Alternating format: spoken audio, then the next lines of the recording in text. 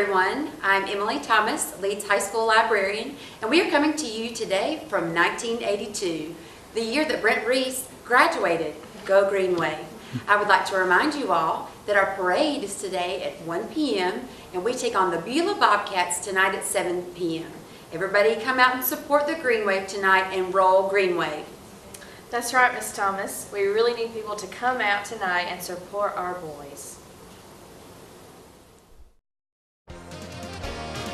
Welcome to After the Game Highlights and Pre-Game Show with Coach Keith Etheredge. This After the Game Highlights is brought to you by Friends to Elect Tommy Joe Alexander, State Representative 45. Tommy Joe asks for your support in the October 11th runoff election and wants to remind everyone to get out and vote. Tommy Joe Alexander for District 45. Hello, I'm Michael Turner, principal of Leeds High School. Welcome to another Leeds Herald After the Game Highlights and Pre-Game Show, sponsored by District 45 candidate Tommy Joe Alexander. Coach Etheredge, welcome. How you doing, Coach Turner? I'm doing fine, doing fine. I'm Mr. Turner now. Either or, I answer to both, as a matter of fact. Coach, you went down to Coosa Central and brought the wood with you. Your team defeated the Cougars 52-6. Please, just take a moment and describe to us, tell us about the performance of the kids and the coaching staff. Well, we played well. Of course, they're down a little bit this year, so, you know, some of our older guys got to get out, you know, early in the game, got to get the younger guys in. I think our older guys only played one series the second half, and we played around the clock and did some things to sort of shorten the game. That way it wouldn't get out of hand. I think it's 45-0 at halftime. And, you know, we talk about use Euro adage, kill an ant with a sledgehammer, Coach. And that's what we went down there to do, and our kids, you know, bought into it and did a great job and came back with a region win. Fantastic. So the seniors and the upperclassmen really did a number on the team in the first half, Right. And then that opened up the second half for the younger kids. Right. Tell me about their performance and some of the things that you may have saw to maybe give you some confidence in some of these younger kids. Yeah, they did a good job. Like I said, up front we blocked pretty well, and you know. They got a good bit of playing time second half, and see some good things from a lot of different guys, you know, especially defensively. So. Fantastic, fantastic. Well, Coach, it's the homecoming game tonight. What does homecoming mean to your players?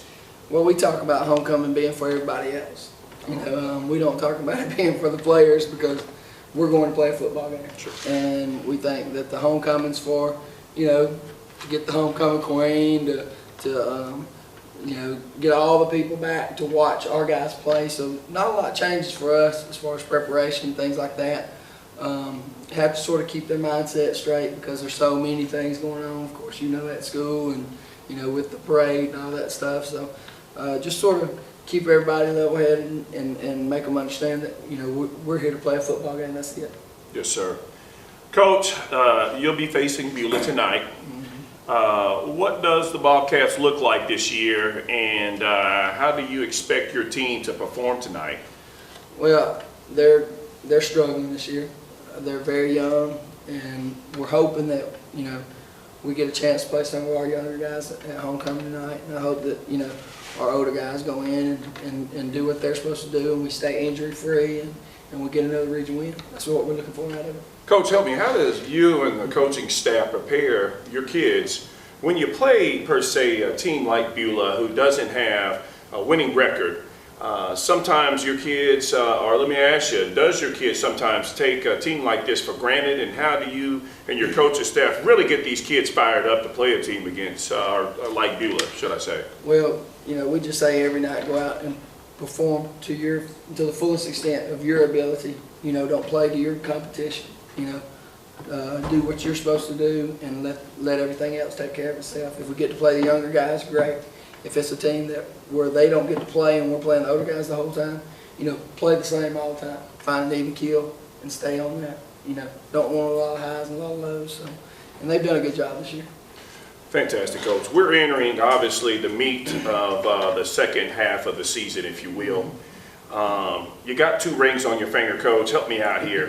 What's it going to take to bring that 3rd championship to Leeds? We're looking to win, win this game, take them one at a time, BB Comer next week, and then if we win these next 2, it sets up a huge game against Hanley that 9th week.